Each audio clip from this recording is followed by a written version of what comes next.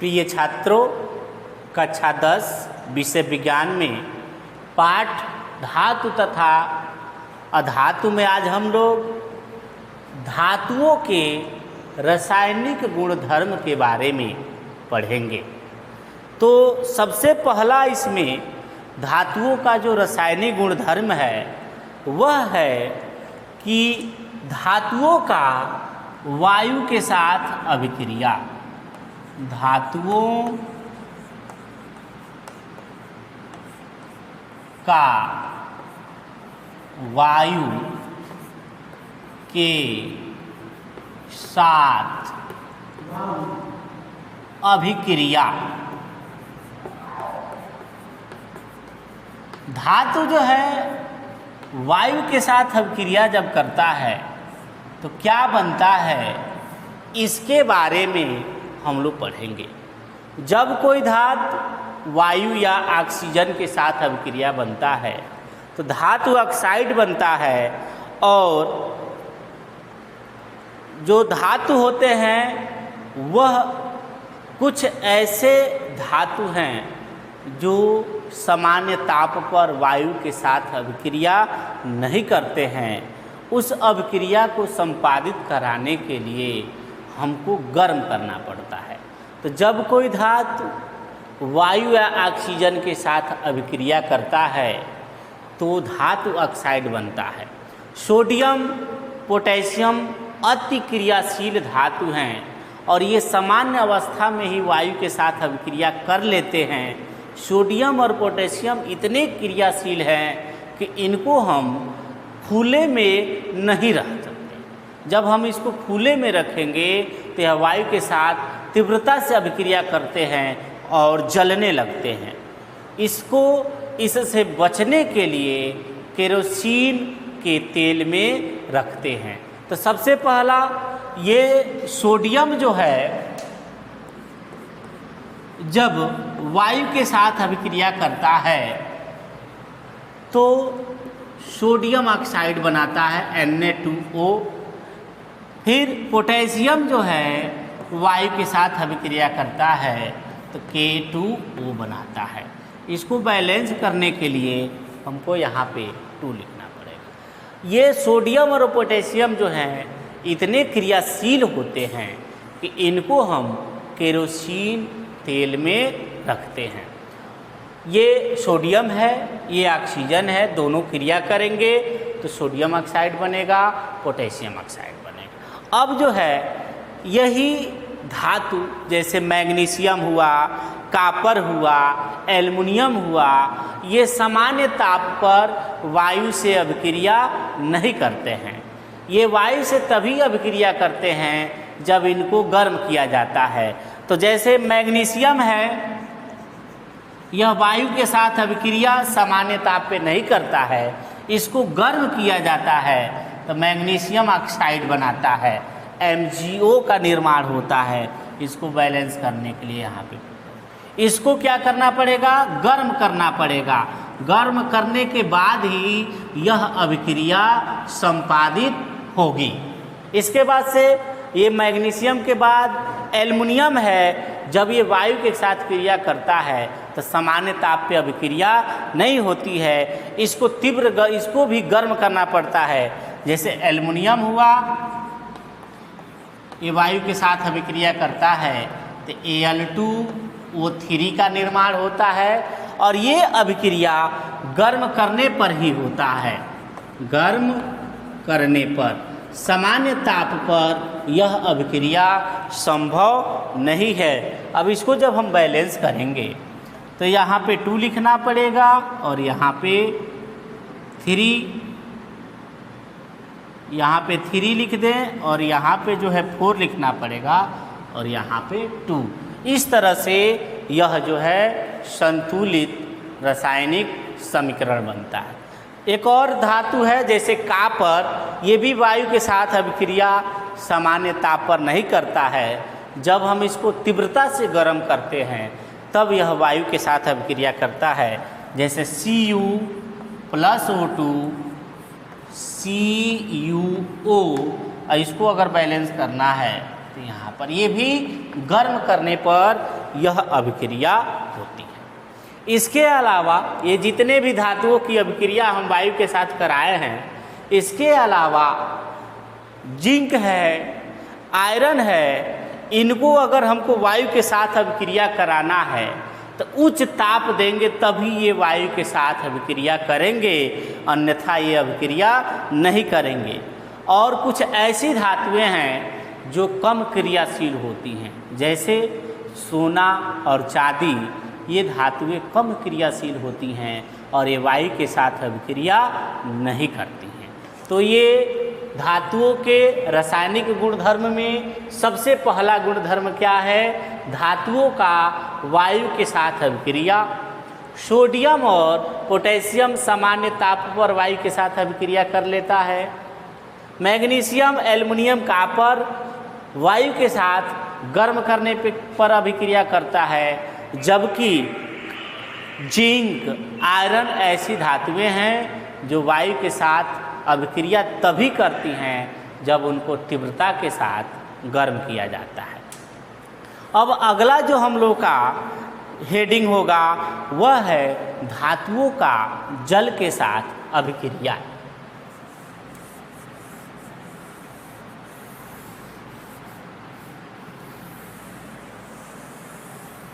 धातुओं का जल के साथ अभिक्रिया।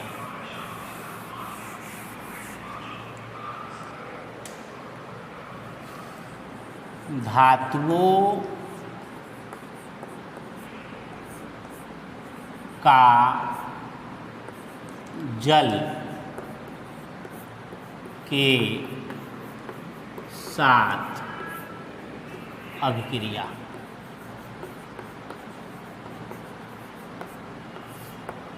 अब देखिए, धातु जो है जल के विभिन्न अवस्थाओं के साथ अभिक्रिया करते हैं। जैसे कुछ धातु जो है जल, ठंडे जल के साथ अभिक्रिया करते हैं, कुछ धातु जो हैं वह गर्म जल के साथ अभिक्रिया करते हैं, और कुछ जो है जलवाष्प के साथ अभिक्रिया करते हैं। तो हम पहला इसमें पढ़ेंगे ठंडे जल के साथ अभिक्रिया। ठंडे जल के साथ अभिक्रिया। अब देखिए, इसमें ठंडे जल में कौन आता है? सोडियम, पोटेशियम और कैल्शियम ऐसे धातु हैं जो जब ठंडे जल के साथ अभिक्रिया करते हैं तो धातु हाइड्रोक्साइड बनाते हैं और हाइड्रोजन गैस बाहर निकलता है। एक बार और सुन लेंगे, सोडियम, पोटेशियम और कैल्शियम ठंडे जल के साथ अभिक्रिया करके धातु हाइड्रोक्साइड बनाते हैं और हाइड्रोजन गैस बाहर निकलता है। तो सोडियम जल के साथ अभिक्रिया करता है ठंडे जल के साथ, NaOH बनता है और हाइड्रोजन गैस बाहर निकलता है।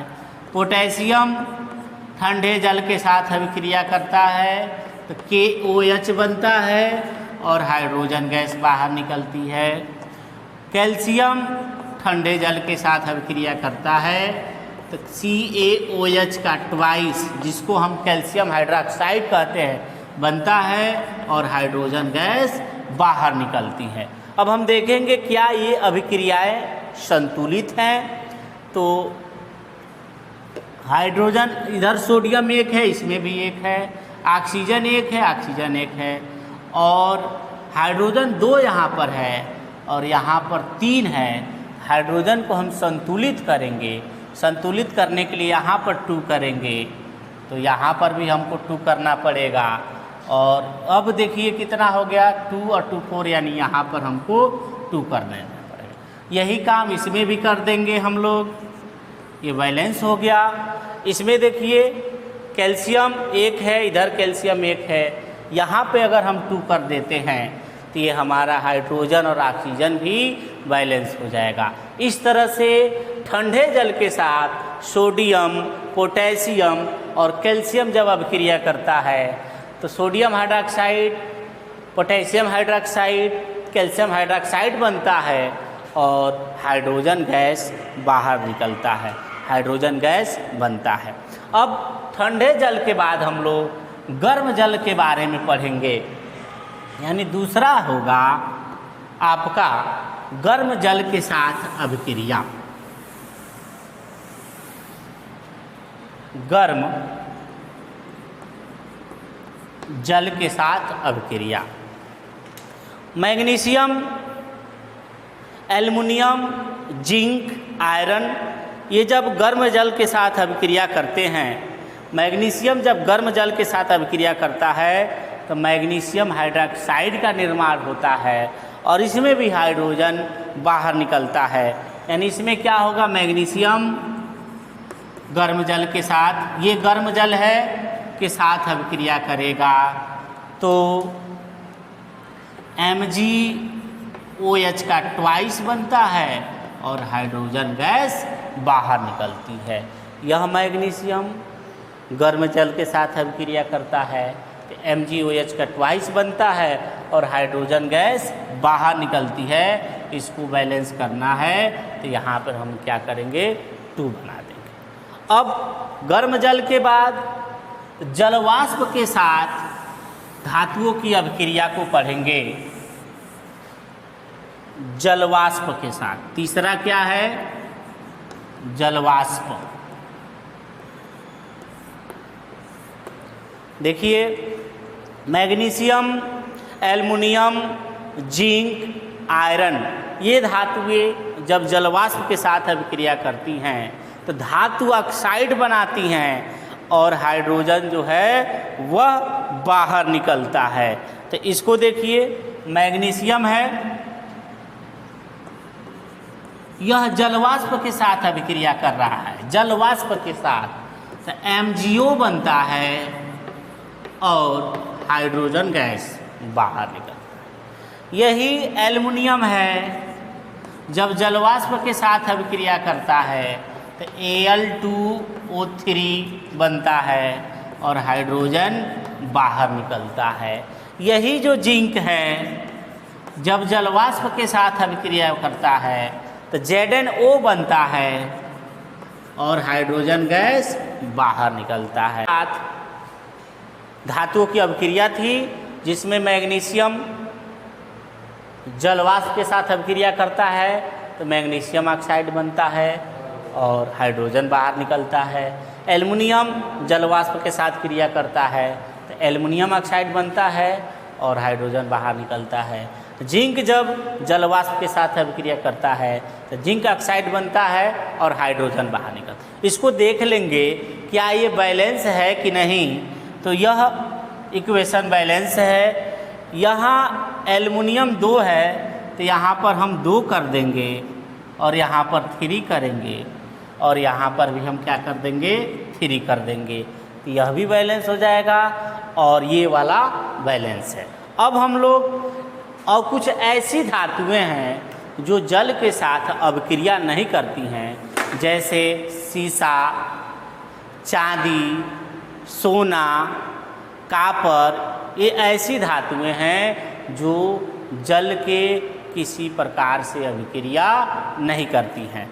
अब हम लोग पढ़ेंगे धातुओं के जो रासायनिक गुणधर्म पढ़ रहे हैं उसमें धातुओं का तनु अम्लों के साथ अभिक्रिया पढ़ेंगे।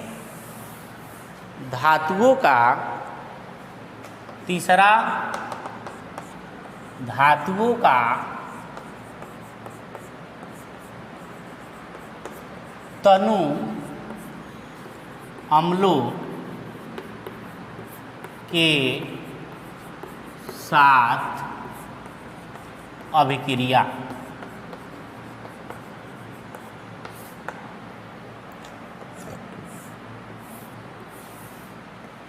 धातु जब तनु अम्ल के साथ अभिक्रिया बनता है तो संबंधित लवण बनता है और हाइड्रोजन जो है वह बाहर निकलता है। जैसे सोडियम है, जब H2 तनु H2SO4 के साथ अभिक्रिया करता है तो Na2SO4 बनता है और हाइड्रोजन बाहर निकलता है। एल्युमिनियम है, जब HCl के साथ अभिक्रिया करता है, तनु HCl के साथ अभिक्रिया करता है तो AlCl3 बनता है और हाइड्रोजन जो है वह बाहर निकलता है। जिंक है, जब H2SO4 के तनु H2SO4 के साथ अभिक्रिया करता है तो ZnSO4 बनता है और हाइड्रोजन जो है बाहर निकलता है। इसी तरीके से यही Zn जो है HNO3, जिसको हम लोग नाइट्रिक अम्ल कहते हैं, नाइट्रिक अम्ल के साथ अभिक्रिया करता है तो ZnNO3 का ट्वाइस बनता है और H2 जो है वह बाहर निकलता है। इस तरह से धातुएं जो हैं तनु अम्लों के साथ जब अभिक्रिया करती हैं तो संबंधित लवण बनता है और हाइड्रोजन जो है बाहर निकलता है। इस तरह से